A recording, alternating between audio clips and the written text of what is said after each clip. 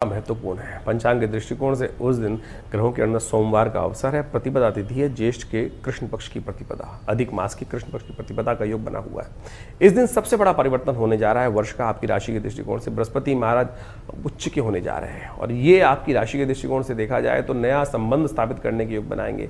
साझेदारी कामों में शुभ योग आपके लिए लेके आते दिखाई देंगे। पूरे वर्ष पर व्यवसाय में, कार्य में नए अवसर प्राप्त होने के योग बन सकते हैं। प्रेम संबंधों में मधुरता भी लाने के योग बनाएंगे।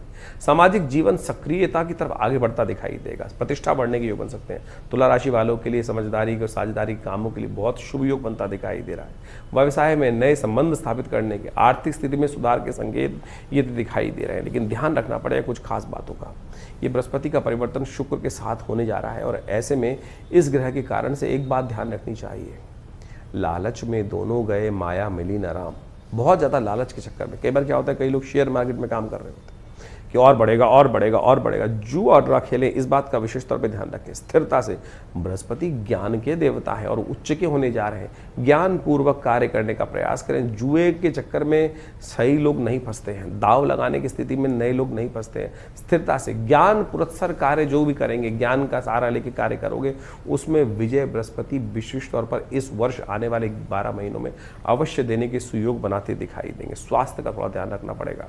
प्राकृतिक के अनुसार चलने का प्रयास करें, नहीं तो इस स्वास्थ्य के मामले में कहीं ना कहीं ग्रह समस्याएं खराब करने के योग बना सकते हैं। गृहस्थी में कहीं ना कहीं बहुत सुयोग मिलेगा। माता पिता बड़ों का सहयोग प्राप्त करने के सुंदर अवसर प्राप्त होने के सुंदर योग बृहस्पति महाराज आपकी राशि में बहुत बढ़िया से बना कर तैयार कर रहे हैं।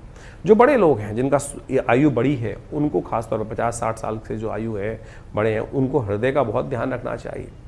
थोड़ा अपना योगाभ्यास नित्यपति करें। इस मृत संजीवनी मुद्रा का नित्यपति अभ्यास करें, क्योंकि उनके लिए ये बृहस्पति का परिवर्तन शुक्र के साथ आकर जिस प्रकार का होगा, बाकी सब ग्रहों की युति गोचर में देखें तो कहीं ना कहीं हृदय संबंधित रोग, कोलेस्ट्रॉल, बहुत अधिक मात्रा में तेल इत्यादि ना खाएं।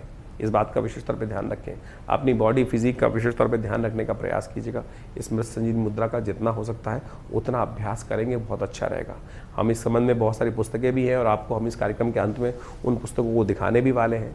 तो उन मुद्राओं का अभ्यास, हृदय रोग का विशेष तौर पर आपको ध्यान रखते हुए कार्य करने की ज़रूरत है, वो अवश्य रखेंगे तो अच्छा रहेगा। ये बृहस्पति का परिवर्तन 12 वर्ष बाद आपकी राशि में जहाँ हो रहा है, वो किस्मत को जगाने के योग, बहुत बढ़िया तरीके से लाभ देने के योग बना रहे हैं।